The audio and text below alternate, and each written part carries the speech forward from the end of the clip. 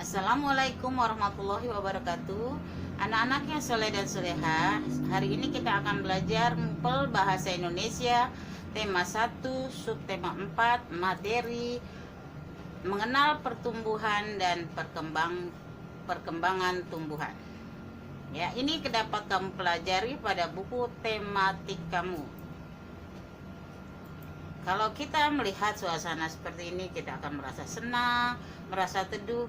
Kayaknya nyaman ya anak-anak ya kalau tinggal di daerah yang banyak sekali tumbuh-tumbuhannya.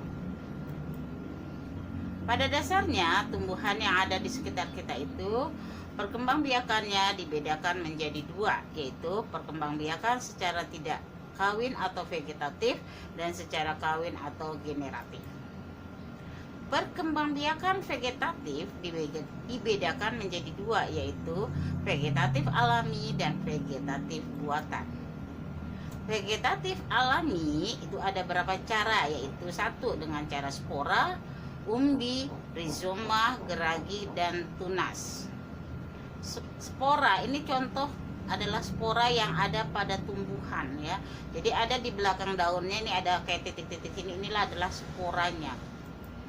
Contoh tumbuhannya adalah suklir dan paku haji. Selain itu ada namanya umbi akar. Umbi akar ini ada di pohon ketela atau singkong yang kamu sebutkan, bunga dahlia, dan wortel. Ini adalah umbi akar. Kalau umbi batang ini adalah kentang. Kentang ini kita tanam, akan timbul kentang-kentang yang baru. Ini adalah tunas-tunasnya kentang.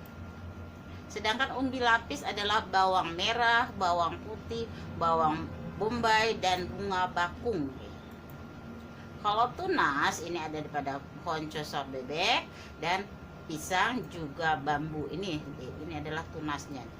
Ini tunasnya pisang. Kalau sosor bebek ini tunasnya di pinggir-pinggirnya. Geragi adalah tumbuhan yang sambung menyambung ada pada pohon stroberi. Sedangkan akar tinggal atau rizoma ini terdapat pada tumbuhan jahe, ini yang ada di dapur ibu kamu atau mama kamu, lengkuas, kunyit, dan temulawak. Perkembangbiakan vegetatif buatan itu misalnya dari stek, cangkok, mengenten, merunduk, dan okulasi. Nih contoh tumbuhan yang bisa dilakukan perkembangbiakannya secara stek. Ya, batangnya bunga mawar diambil, ditanam, bisa tumbuh tanaman baru. Begitu juga dengan singkong. Ini steknya batang singkong. Batang singkong dipotong dulu, diruncingkan, lalu ditanam. Ini menanamnya nggak boleh terbalik ya sayangnya. Tunasnya harus ada di atas. Lama kelamaan akan tumbuh singkong baru. Kalau ini namanya mencangkok. Mencangkok ada 4 cara. Pertama dibersihkan dulu, lalu disilet ini kulitnya sedikit, dibersihkan lagi habis siletannya lendir-lendir yang ada di sini dibersihkan, baru dibungkus dengan tanah dan dibungkus kembali dengan plastik. Kenapa dibungkus dengan plastik? Supaya tidak masuk air. Setelah tumbuh, nah baru ditanam. Ini namanya mencangkok. Kalau okulasi ini matanya pohon nih, matanya nih diambil, dimasukkan ke pohon yang lain. Setelah masukkan nih, dirapatkan, baru diikat. Biasanya ini diikat pakai solasi supaya tidak masuk air dan akan tumbuh tunas baru.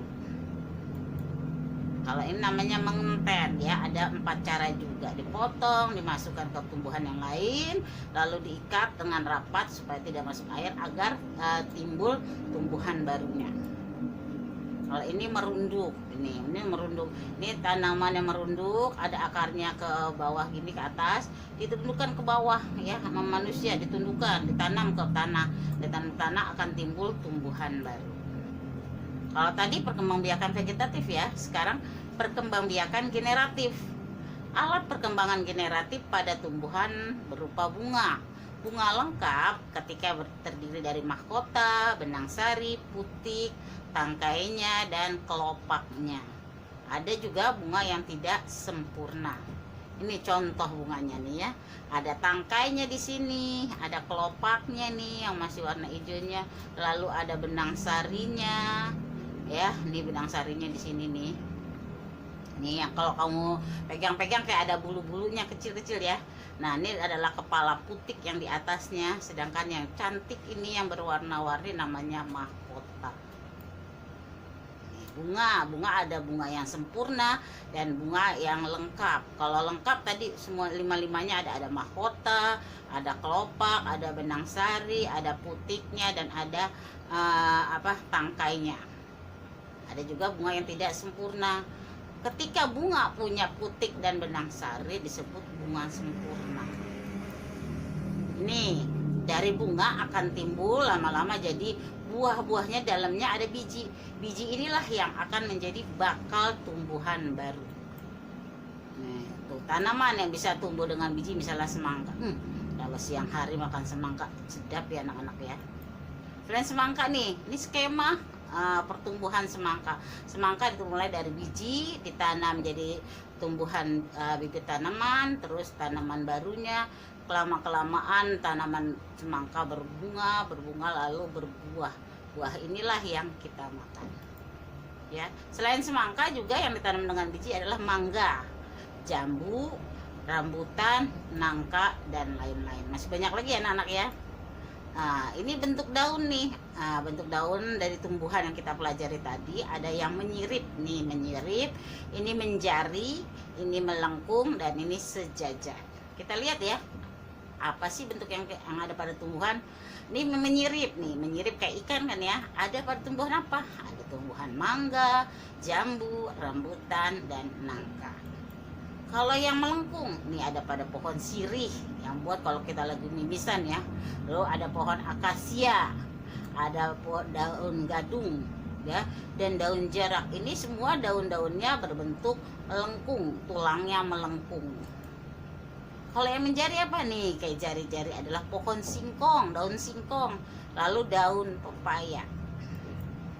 Sedangkan daun yang sejajar, ini tulangnya sejajar semua, yaitu pada tanaman tebu, tanaman padi, kelapa, dan jagung, atau rumput-rumputan ya. Ini juga sejajar. Demikian pelajaran kita tentang perkembangbiakan tumbuhan. Kita lanjutkan pada materi yang lainnya. Terima kasih anak yang soleh dan soleha. Wassalamualaikum warahmatullahi wabarakatuh.